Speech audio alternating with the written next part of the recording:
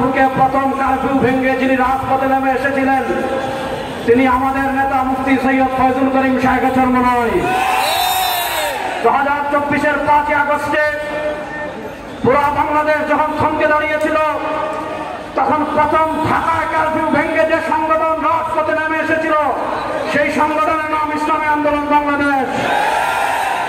2024-এর 5 August আমরা রক্তচক্ষুকে উপেক্ষা করিনি, আমরা বুলেটের সামনে দাঁড়িয়ে কারফিউ ভেঙে রাজপথে নেমে এসেছিলাম। এই নতুন বাংলাদেশের কোন রক্তচক্ষুকে আমরা উপেক্ষা করব না। এবং ইসলামী আন্দোলনকে কেউ যদি রক্তচক্ষু দেখায় সেই চক্ষুকে আমরা বাংলাদেশে আওয়ামী লীগ ফ্যাসিস্ট হয়েছিল কেন? আওয়ামী লীগ মানুষকে খুন করেছিল। আপনারা দেখেছেন 2024-এর জুলাই আগস্টে শেখ হাসিনা বলেছিল শেখ হাসিনা পালায় না, সবার আগে শেখ হাসিনা পালিয়ে গিয়েছিল।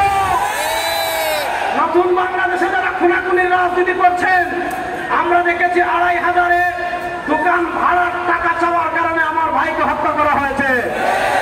আমরা দেখেছি বগুড়ায় মেয়েকে বিয়ে দেওয়ায় রাজি না হওয়ার কারণে বাবাকে হত্যা করা হয়েছে।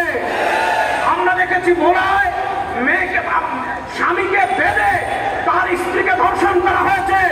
2024-এর জুলাই আগস্টে এদেশের মানুষ আওয়ামী ফ্যাসিবাদকে পরাজিত করেছে। নতুন বাংলাদেশে খুনাখুনি করার জন্য নয়, নতুন বাংলাদেশের চাঁদাবাজি করার জন্য নয়, নতুন বাংলাদেশে দুর্নীতি করার জন্য নয়, নতুন বাংলাদেশে ভারতের তৈরি করার জন্য নয়, নতুন বাংলাদেশে আমেরিকার তৈরি করার জন্য নয়। আর কোন পুলিশ চাঁদাবাজ কাউকে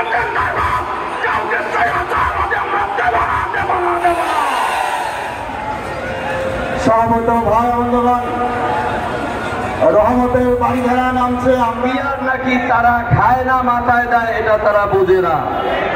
আমরা স্পষ্ট ভাষায় বলতে চাই এদেশের জনগণের নতুন সিস্টেমে নির্বাচনের মাধ্যমে জনগণের সরকার আসবে।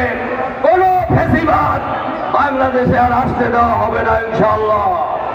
সুতরাং ঈশায়ের চরমনাইয়ের ঘোষণা অনুযায়ী রাষ্ট্র সংস্কার এবং গণহত্যার বিচার এবং পিয়ার এই দিনের কোন বিকল্প নতুন বাংলাদেশে চলবে না। প্রয়োজনে আবার আমরা দুর্বার আন্দোলন করে তুলব, দাবি আদায় করে ছাড়বো ইনশাআল্লাহ। ইসলামী কল্যাণ রাষ্ট্র প্রতিষ্ঠা ছাড়া দেশের মানুষের ভাগ্যের পরিবর্তন হবে না। সকলকে ধন্যবাদ।